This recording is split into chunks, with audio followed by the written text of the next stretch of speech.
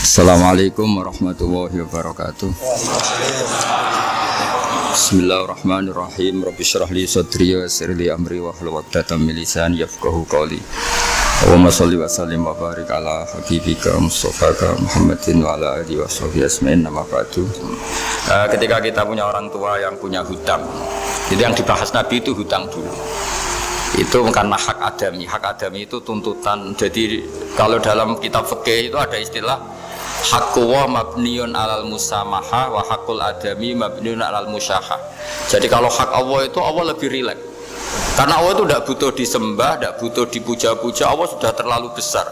Al-Qayyum sudah besar sendiri. Sehingga Allah itu mudah ngabaikan haknya, itu mudah.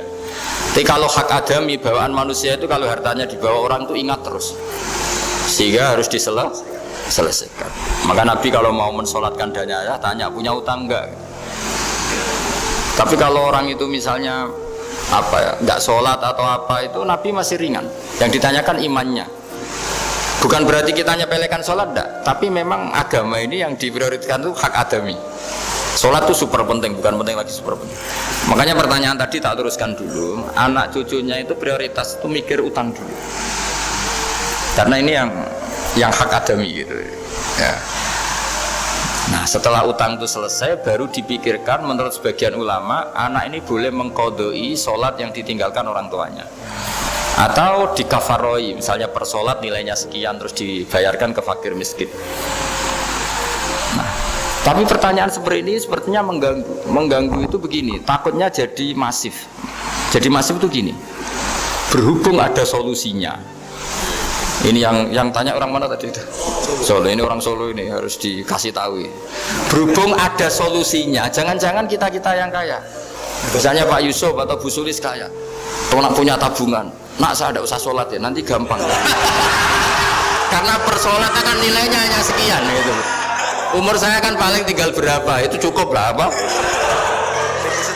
Iya cukup untuk mengganti, itu kan ribet. Makanya solusi itu ya kadang tidak baik. Karena nanti dipakai saya naik dewi. Makanya dulu itu terkenal ada guyonan, seorang kiai ditanya. Ini guyonan nyata. Pak Kiai, katanya Kiai itu orang suci, tapi kadang-kadang kok maksiat juga. Si Kiai ini jawabnya ngawur sekali. Justru yang boleh maksiat tuh Kiai, kamu nggak boleh. Terus kenapa Pak Kiai? Dia tahu caranya tobat, kamu nggak tahu. Kacau kan? Jadi yang melanggar hukum itu kan yang pakar hukum. Tahu itu. Tahu ilmunya. Cara melanggar tapi nggak bisa dipidanakan. Punya penghapusnya Gus. Ya punya penghapusnya. Itu kan ribet. Artinya gini ya, yang orang Solo tadi, kalau kadung terjadi orang tua kita ada sholat, kalau kadung terjadi orang tua kita ada sholat atau pernah meninggalkan sholat, kita sebagai kiai itu punya cara supaya yang untung tuh fakir miskin. Misalnya kita fatwa dikasih fidyah atau fida atau apa. Tapi ini bukan cara yang jadi solusi, karena takutnya nanti jadi gerakan masif tadi. Gerakan tidak usah sholat diganti, ya itu kan ceribet jadi. Tapi kalau sampai ingin berbuat baik sama orang tua yang nggak pernah sholat, saran saya satu, hak adamnya selesaikan dulu. Karena memang dalam syariat Islam nomor satu itu hak. Masyhur itu kan ketika ada jenazah, Nabi itu gak tanya orang itu sholat gak, yang tanya kan punya utang gak gitu. Sehingga kalau di kampung-kampung di mana-mana kalau ngelepas jenazah kan, kalau ada hak adami diambil alih keluarga supaya mayit ini ketemu Allah tanpa ada hak adami kan gitu. Semuanya kan ya kan yang diselesaikan kan adami dulu, utang piutang itu tadi.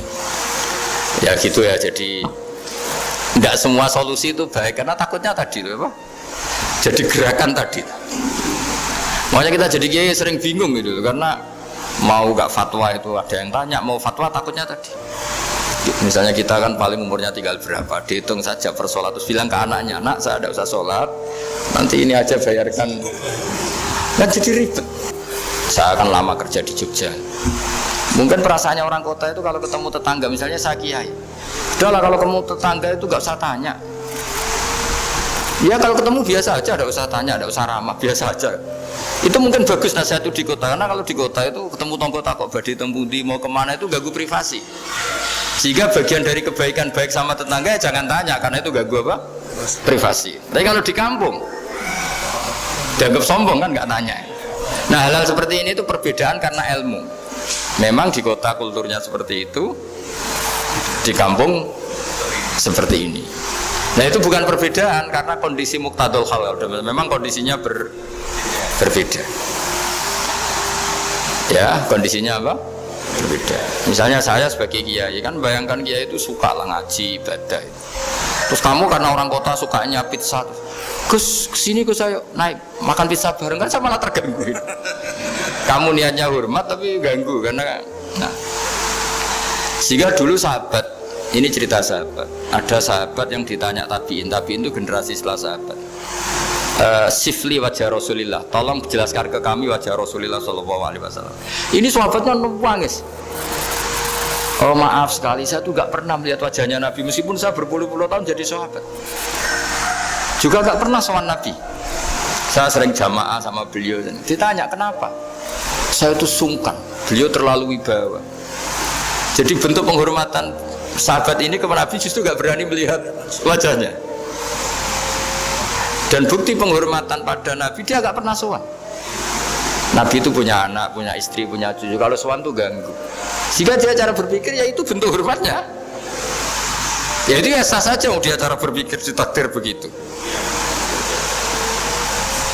Tapi ada beberapa sahabat yang justru saking cintanya sering melihat wajah Nabi, sering sowan Nabi. Itu hanya dia cara berpikir begitu. Ya kira-kira seperti itu. Jadi perbedaan itu ada dua. Ada yang karena bodoh, itu tidak kita ikuti. Tapi ada perbedaan karena pengetahuan. Ya kalau karena pengetahuan harus kita ikuti karena memang itu, ya itu kan urusan sudut pandang.